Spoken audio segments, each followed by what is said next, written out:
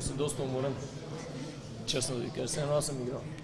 Точно това питах и бе. Това е някаква така психическа умора и право съм така олекнал в безтегловност.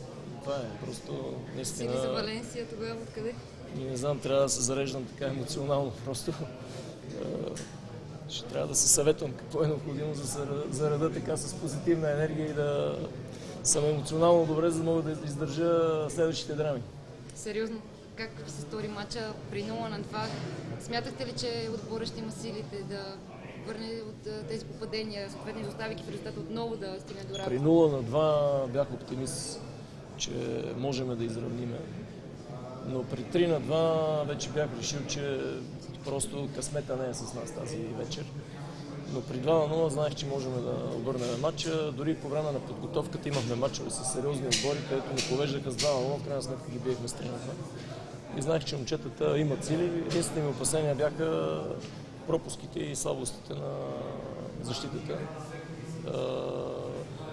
Така че при 2-0 все още имах някакви надежди, виждах, че има доста време, но при 3-2 се бях отчаял, честно казвам. Просто... Обединихте футбол на България. Доколко феновете помогнаха за този успех? Аз искам първо да благодаря на всичките фенове, които дойдоха на стадиона, тези хиляди хора, които се редиха по опашките, дойдоха в все пак хладното време, за да ни подкрепят. Искам да благодаря и на тези стотици хиляди, които са били пред телевизорите и също са стискали палци за отбора в България и по света, защото получих обаждания от какви ли не точки по света, където матча се е гледал от българите и подкрепата е била също голяма.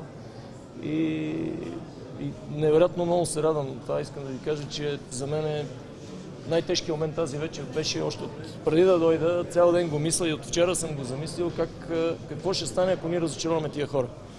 И това ми беше най-тежко, това най-много ми тежеше. Нали? Сега, ако Лудогорец беше играл пред 2-3 хиляди човека публика и беше загубил от Лацио, все пак това е Лацио, нали? 125 милиона евро бюджет, клуб, сериозна работа.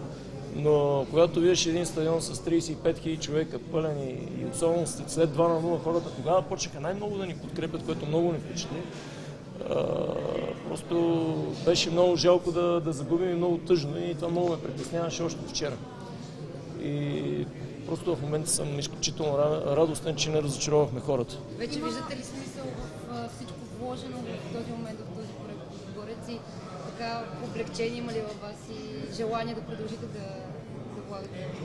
Радвам се, че издържах на напрежението, на проблемите, които сме се борили, негативизма и всичките трудности, които сме преодоляли.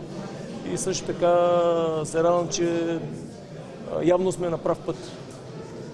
Просто трябва да продължим да се развиваме. Има още много какво трябва да се направи и много се надявам, днес го казах и пред изпълкома, да има и други клубове, които да следват пътя, който Литекс направиха, Лудогорец, Ботев и така нататък. И не случайно се ангажирах с още няколко колеги да отговарям за връзките с бизнеса и да се опитам да убеждавам бизнесмените по места, по региони, да подпомагат местните клубове и да имаме силен провинциален футбол и колкото може повече силни отбори, за да сме силни в национално ниво. Вярвате ли, че и срещу Валенсия няма да разочаровате? Вижте, нека малко да си почина и тогава да почвам с надеждите, с вярата и така нататък. Има неща, които трябва да оправяме в нашата игра. Валенсия е много сериозен отбор, може би по-добър и от Лацио. Съвсем различен стил на игра. Няма да ни е лесно, но в крайна сметка, никой, както каза Стойчо Стоев, никой не може да ни вземе мечтите, защо да не играем и финал в Турин. Има такава реплика, късметът покрива силните. Днес така ли се случи? Ами така се случи, защото в крайна сметка при 2-0 обикновено типично български отбор се отказва да се бори. Ако погледнете в историята, малко са мачовете, които при 2-0 срещу отбор като Лацио някой е обръщал матча и се е борил до последната минута. Така че аз това твърдо го вярвам и винаги съм се стремял да бъда силен, защото знам, че Господ ще ми помогне. От финансова гледна точка, колко полезен е този финал за Лудогорец? Ако не е тайна?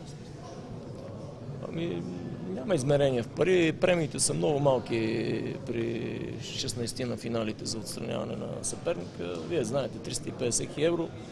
половината от тази премия съм е обещал на играчите. Така че да си я разпределят. Така че реално за клуба не е някаква... За мен е по-важно репутацията и това, че зарадвахме хората. Тук въобще за финанси не ме интересува. Има мачове, в които не играем за пари. В тази връзка, колко се вдига цената на някои от вашите играчи, Безек най-вече, тъй като вие за него определихте? Наско Фурнаджиев ме така се пошегува, нали, къде на сериозно, къде на майтап, казва, че цената на Безек е станала вече 10 милиона евро.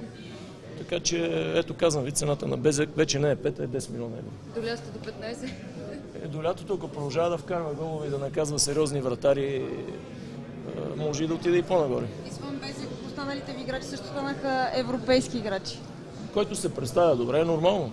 Те затова са и в нашия отбор тези момчета. Виждате, че има много млади и талантливи момчета, играчи, които не са успели да играят в Лига Европа или в Шампионска лига и това им беше мечтата и не случайно и заради това дойдоха в Разград, не че при нас взимат повече пари. И мечтата им се сбъдва и предполагам, че те ще бъдат таргети на доста сериозни клубове.